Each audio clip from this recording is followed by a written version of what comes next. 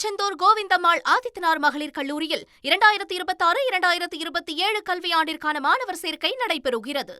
தற்பொழுதைய முக்கிய செய்தி, சத்திரம் வரை பேருந்துகள் மீண்டும் இயக்கப்பட்டிருக்கு திருச்சியில. இதுக்கு முன்னாடி நம்ம காலையில பார்த்திருந்தோம். அதாவது பயணிகள் இதனால சிரமப்படுறதுனாலையும் முதல்வரனுடைய வருகையினால இந்த பேருந்தானது இந்த மாம்பழ சாலையிலே நிறுத்தப்பட்டு அங்கிருந்து பயணிகள் நடந்து செல்லக்கூடிய ஒரு சூழல் ஏற்பட்டிருந்ததெல்லாம் நம்ம அவங்களுடைய கருத்துக்களோட பதிவு செஞ்சிருந்த நிலையில இப்ப அடுத்தபடியா முதல்வர் வருகையினால திருச்சியில மறுபடியும் போக்குவரத்து மாற்றம் செய்யப்பட்டிருக்கு.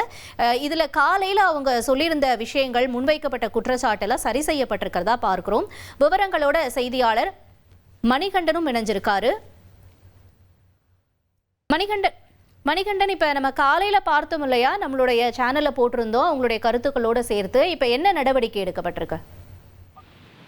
முதலமைச்சர் வருகையின் காரணமாக திருச்சியில குறிப்பாக இந்த சத்திரம் பேருந்து நிலையத்திற்கு எதிரிலேயே இந்த விழா நடைபெறக்கூடிய வளாகம் அமைந்திருப்பதால போக்குவரத்து நெரிசல் ஏற்பட்டுவிடக் கூடாது என்பதற்காக முன்னெச்சரிக்கை நடவடிக்கையாக சத்திரம் பேருந்து நிலையத்தை நோக்கி பல்வேறு மார்க்கங்கள்ல இருந்து வரக்கூடிய பேருந்துகள் திருப்பி விடப்பட்டிருந்தது. திருப்பி விடப்பட்ட பேருந்துகள் குறித்த அறிவிப்பு பொதுமக்கள் அறியாததன் காரணமாக கிட்டத்தட்ட 1 கிலோமீட்டர் வரை அவர் நடந்து வரக்கூடிய சூழல் இருந்ததாக செய்தி வெளியாகி இருந்தது. அதே போல மக்களுடைய கருத்துக்களும் தந்தி தொலைக்காட்சியின் வாயிலாக செய்திகளாக அவர்களுடைய கருத்துக்களை பகிர்ந்திருந்தோம். இந்த நிலையில மீண்டும் சத்திரம் பேருந்து நிலையம் வரையில பேருந்துகள் இயக்கப்பட்டு வருகிறது. பொதுமக்கள் பாதிப்புக்குள்ளாகி இருப்பதாக செய்தி வெளியாகி இருந்த நிலையில திருவெரும்பூர் மற்றும் மத்திய பேருந்து நிலையத்திலிருந்து இயங்கக்கூடிய பேருந்துகள் மீண்டும் சத்திரம் பேருந்து நிலையம் வரை இயக்கப்பட்டு வருகிறது.